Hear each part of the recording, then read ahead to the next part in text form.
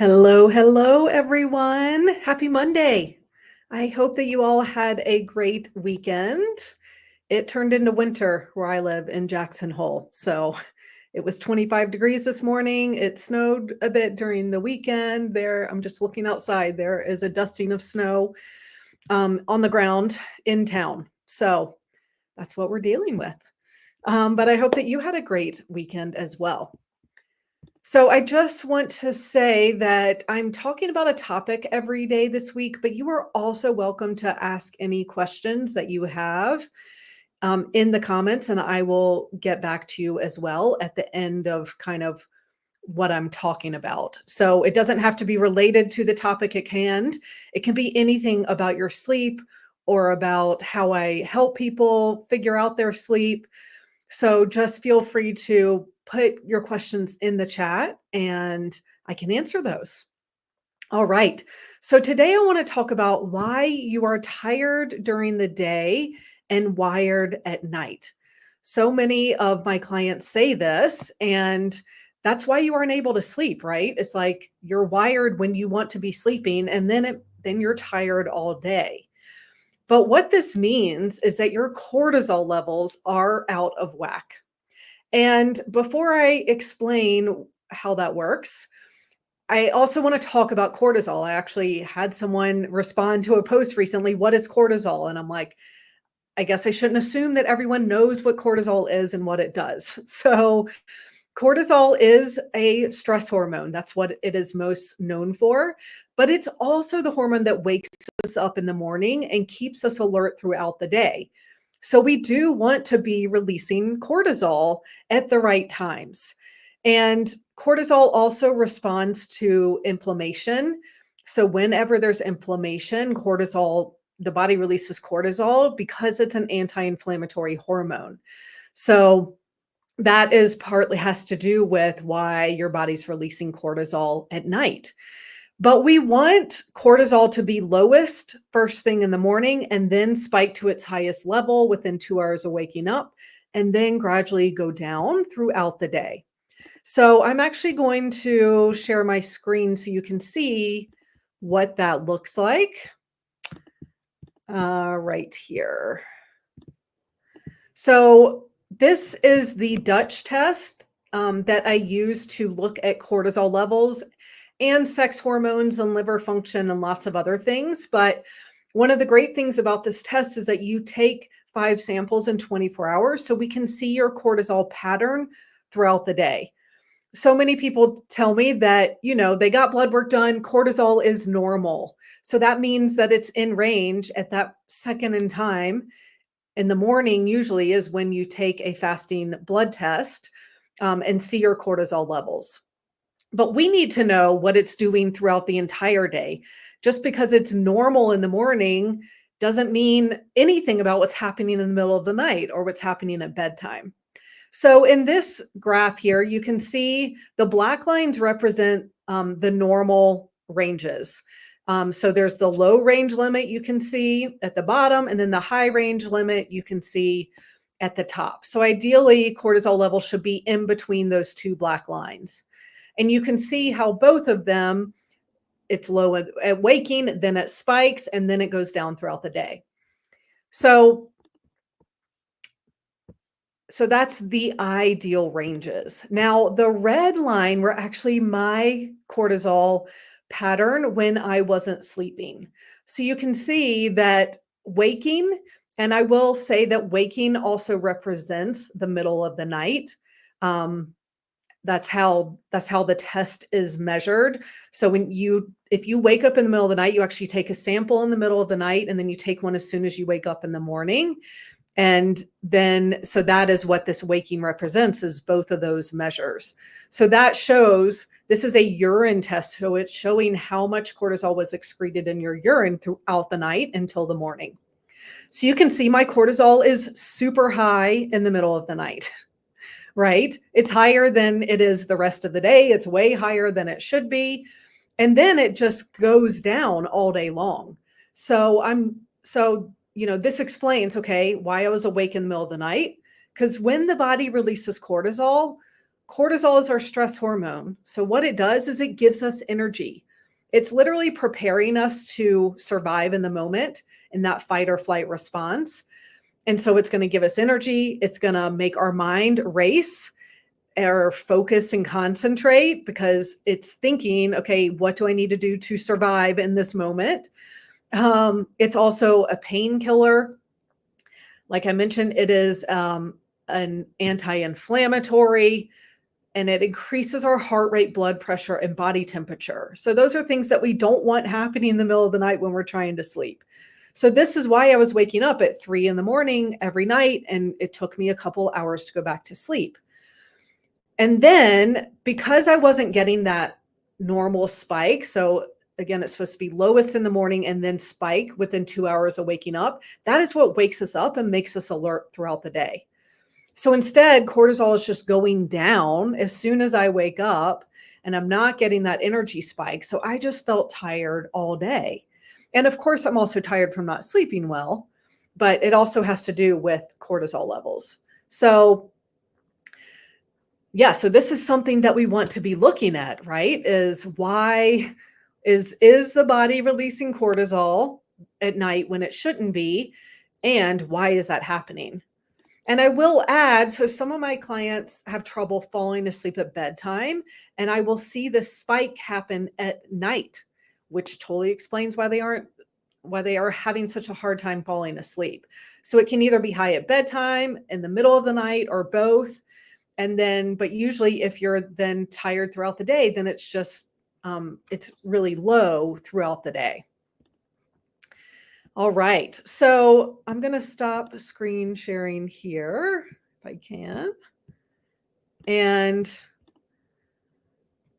so again, the reason why my cortisol was high at night was because of inflammation. So cortisol is an anti-inflammatory hormone.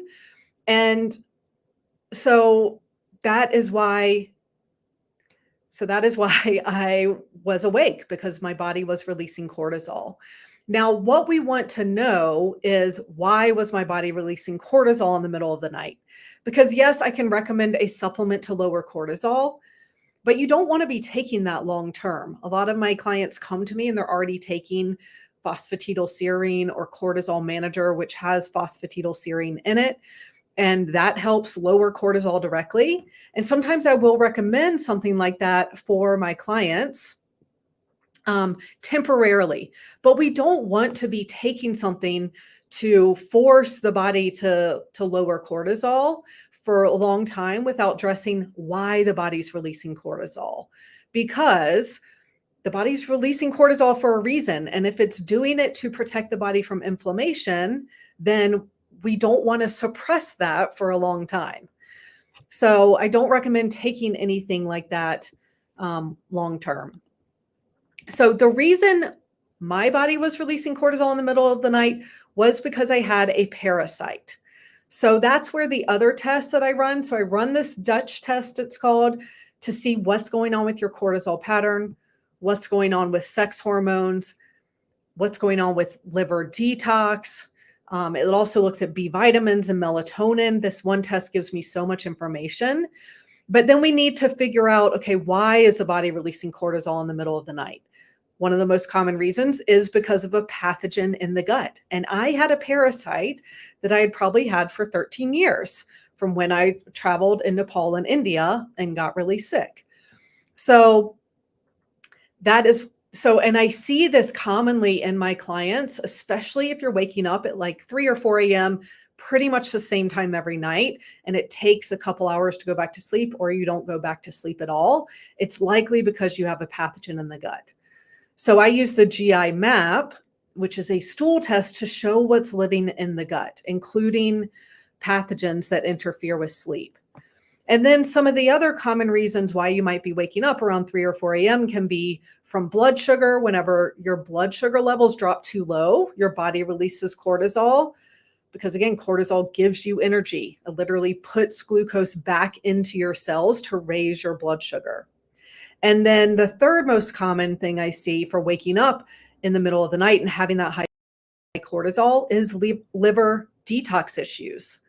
So the liver is most active in the middle of the night, and that's when it's supposed to be detoxifying all of the toxins. And when there are more that the body can handle, then they build up, they circulate around, they cause a lot of inflammation, and that's why the body's is releasing cortisol.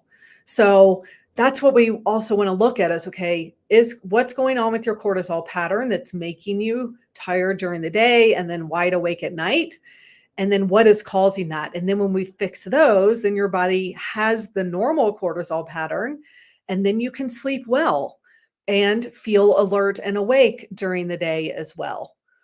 So in my complete sleep solution program, I run 4 different lab tests to look for all the things that could be causing your sleep issues, including looking at your cortisol pattern, liver detox, pathogens in the gut. I also assess for blood sugar issues, which again can cause those 3 a.m. wake up as well. And then once we have all those test results back, I give you a customized protocol that includes some diet and lifestyle changes and also supplements that are meant to be taken temporarily while we get your body back in balance as much as possible at the same time. That's going to be the fastest way to be able to restore your health so you can sleep better. And then you won't have to take supplements forever to sleep. And the benefit of the testing too is that then we know what your body needs. So instead of guessing at things like melatonin and magnesium and all the sleep formulas out there, we can see, yes, you do need melatonin, or no, melatonin is not the issue for you. And even if melatonin is low, and that is part of it, it's still only one piece of the puzzle. So if you also have a parasite and cortisol is super high in the middle of the night, just taking melatonin isn't going to be enough to solve your sleep issues. So we need to find out all the reasons why you aren't able to sleep normally and why you're wired at night and then exhausted all day. So I will put the link to find out more about the complete sleep solution. And in the meantime, let me know if you have questions or comments. Any questions about your sleep is totally fine. Any questions about how I help get to the root cause of sleep issues and help you fix that is also fine. But I am here to answer whatever questions you have while I put this link in here. All right. I saw that someone asked, looks like Fernando. I met a Fernando when I was traveling in Nepal. He was lovely. Yes, I don't sleep myself. Can you help me? Thank you. Yes, this is exactly what I do. So I use functional lab testing to find the reasons why you aren't sleeping, because it's not just in your head. It's not just anxiety, even if your doctor is telling you that. And a sleeping pill can help with the symptoms of not sleeping, but it doesn't produce natural sleep. They have side effects, and my clients don't want to be on sleeping pills forever. So when we get to the root cause by looking at the imbalances in your body that are affecting your sleep and fixing those, then you can sleep normally and naturally without needing a drug to sleep. So that is what I do with my clients every day, all day. And what I love doing, I love going into detective mode and looking at the assessments and the lab test and finding what's going on and finding all the pieces of the puzzle that are causing your sleep issues. All right, I don't see any other questions here, but if you have any questions about your sleep, feel free to enter them in the comments. And I will be back tomorrow. Let's see. Tomorrow, I'm going to talk about one of my clients, Jai Paul, who is an architect, and he lost 15 pounds. He got his energy, creativity, and confidence back by fixing his sleep. So I'm going to talk about what his tests showed, what I recommended for him to get better, and how he was able to, he noticed a difference in his sleep in just a month of working together. So if you want some inspiration and to know what a case looks like that I'm looking at and how the lab tests show what's going on, then you want to join me tomorrow at the same time. Awesome, everyone. Oh, yes. Okay. Will is asking, how do I rid my body of parasites if found? Great question. So you can go to your doctor and get an antibiotic, an antiparasitic. And of course, we know that drugs like that, they can definitely kill pathogens, but they also kill the good bacteria in our gut. They also damage the lining of the gut. And so, I mean, studies have recently shown that when you take antibiotics, your gut flora is still affected 2 years later. So as a holistic alternative health practitioner, I stay away from medications as much as possible. Definitely sometimes they're necessary, but yes. So what I recommend are supplements, herbs, and things like that to deal with a parasite. And I always recommend, and another reason I'll say that antibiotics aren't always effective is because parasites and other pathogens create what's called a biofilm around themselves. This is a protective shield that keeps things from getting in and killing them. And so the first thing I recommend is what is called a biofilm buster or something to break down that biofilm. And then I recommend antiparasitic herbs that can then get into where the parasite is because the biofilm's been broken down and deal with the parasite. Um, it's also really important to take what's called a binder while you are doing this.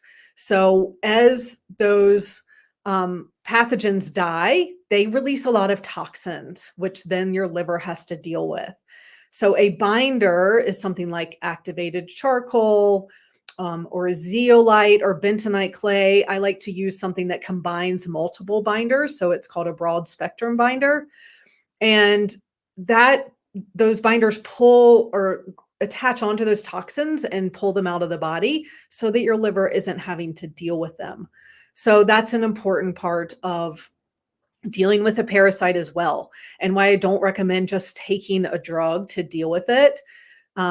And then you also want to be restoring gut health at the same time because that parasite has caused a lot of damage to the gut over time. And so we want to create a healthy gut so that when you're exposed to pathogens in the future, which we always are, um, then your body can fight them off and they aren't able to take hold. So it's also more than just killing a parasite, it's also working on gut health in general. And then it's also supporting liver detox, which I just mentioned, and realizing too that a parasite affects so many different systems in the body. And I actually did an entire blog post and podcast episode about this, about the many ways a parasite leads to insomnia, because it's not even just the gut.